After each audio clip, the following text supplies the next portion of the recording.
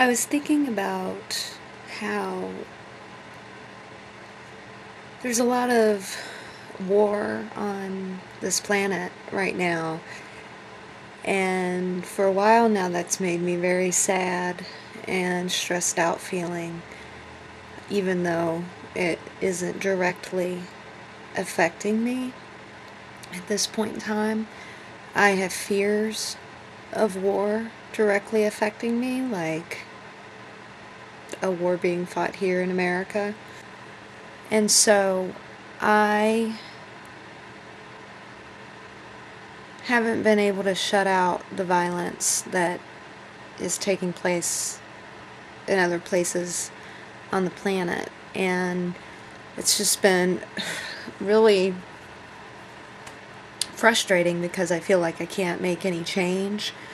And I can't make peace with it either, like wanting to make peace with it, wanting to be at peace so I can be present and focus on the things that I do have control over. And I was watching Oprah's videos that she has on her website with Eckhart Tolle, or Eckhart Tolle. I always call him Tolle, so it's weird hearing everybody call him Tolle. And I guess, he's not correcting them, so that must be the right way to say it. Unless he's so egoless he doesn't care how it's pronounced, which is possible. But anyway, just thinking about how, well, they were talking, that somebody called in, this was in the third video, if anybody cares to watch it, that, like week 3, someone called in, it sounded like an American, but he was in Italy. That's my speakers. Let me shut those off. But anyway, he called. It was a man who called. He was in Italy, and so it seemed like he didn't say he was a military person, but it seemed like he could be stationed in Italy. And he was talking about, like, how can you be free of the ego and grow more into consciousness when you are part of the military and fighting in war, and basically, Eckhart Tolle turned it into more of a question on, can you become conscious while in the middle of extreme negativity and extreme unconsciousness. And so he said that yes, that a lot of times there have been people who awaken during war, whether it's, because of the violence, the risk of one's life, being in life and death situations, just getting that connection of there is more to life, that that can see the madness, basically, of the ego. And, here's the thing. I think I've kind of had an aha moment in terms of accepting and making my own personal peace with the fact that there is so much war and fighting taking place on this planet, predominantly by men. And the thing about it is that if we are ever going to reach peace on this planet, we're going to have to make peace with war. We're going to have to see it for the madness that it is. And that got me thinking about how the reason why we haven't seen that yet is because there's this, at least in this country, fathers talking about their war experiences to their sons, and other, authority people, professors, experts, going all the way back, authors going back into time of this military mentality and glorification and all of that. And, the thing is that it's like the planet hasn't been, or at least the Western world, hasn't been that sensitive, especially for men, in a really long time. And so, you think like, well, and it's the 21st century. Haven't we learned how to do peace yet? And it's like, no, we haven't.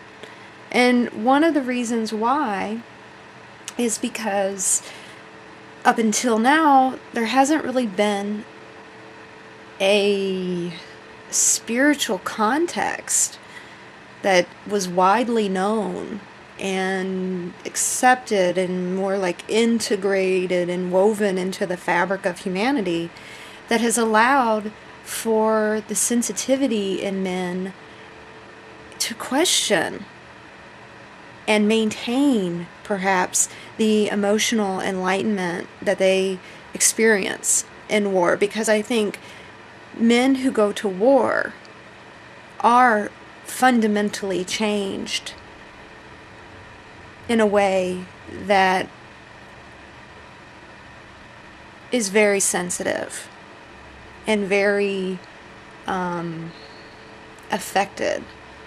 But if you return to a culture that doesn't allow for you to really question it or grieve it or that kind of thing, then you're going to suppress it. And in that suppression, it has to be processed.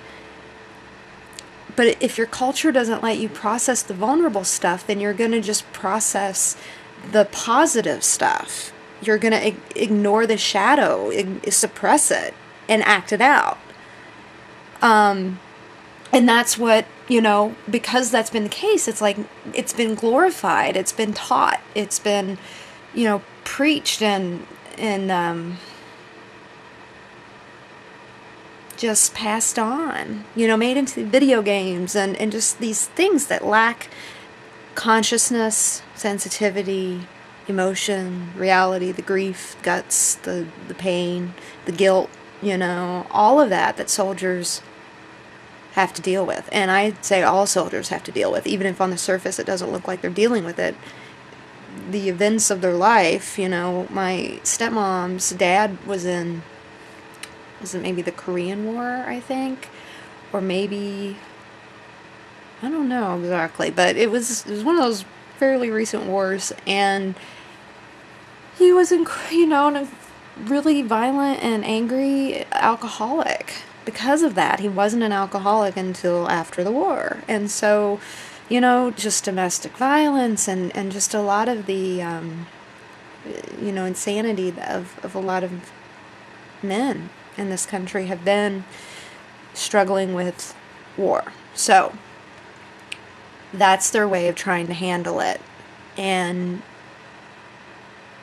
I guess, my point for myself in accepting what is happening today on the planet, it's helpful, and it might be helpful for others who feel similarly, to recognize that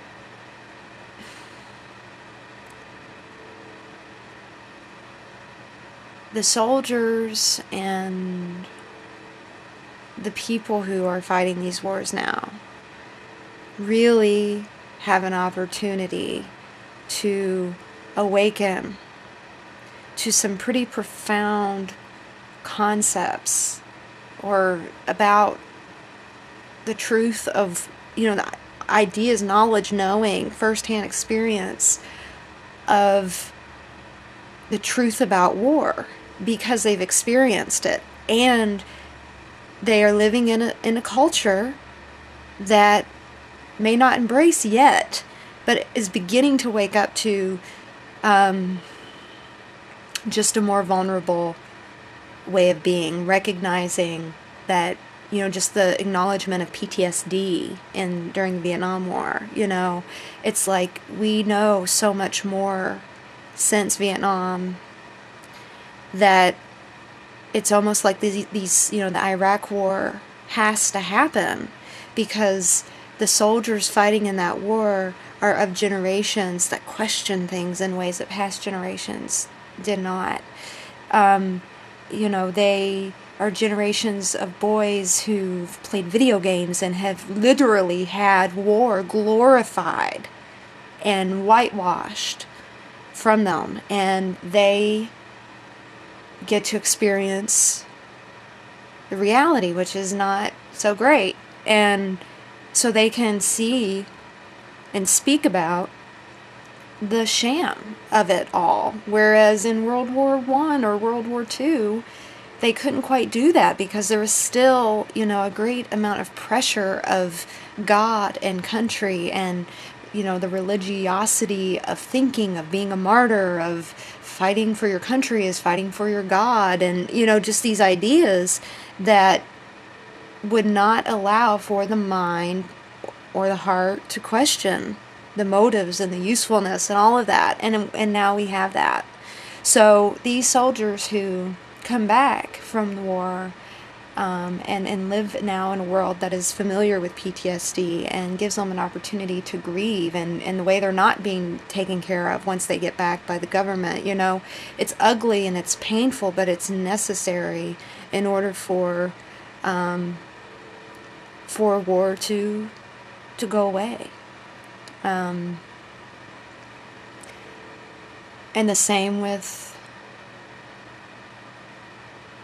Africa, the world is not so isolated, and as we change, the United States, as we change, other things can change too, I think, because we affect so much of the flow of energy and money and resources and all of that. So yeah, I guess just accepting that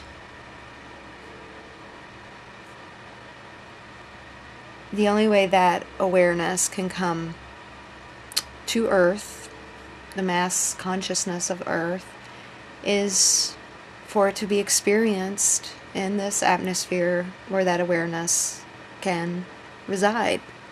And that's why it's so important for people like you and me to continue to raise our consciousness and transmit that higher energy, that higher vibration through just being and what we say and what we focus on and the presence that we give other people and help other people kind of get in touch with that part of themselves. The more it has a ripple effect and people change. And Oprah Winfrey is talking to Eckhart Tolle, of all people, and millions of people are being exposed to him who wouldn't have been. And and she's endorsing Obama, and it's like Obama may become president and has an understanding of race and class and all aspects of it, both the victim and the victimizer and all of it. There's the potential for some really amazing awareness to come out of all of this. And if we have a country that can embrace what's happening from a higher place of awareness, then we'll get it sooner rather than later. And we can stop what we're doing now that's not working. That's clearly not working. So, yeah. So that's been my aha moment with listening to Oprah and Eckhart Tolle's discussion about consciousness in the midst of negativity and war. Let's cut out the melodrama so we can wake up the whole wide world. Let's make up and start all over and awaken the boys and the girls.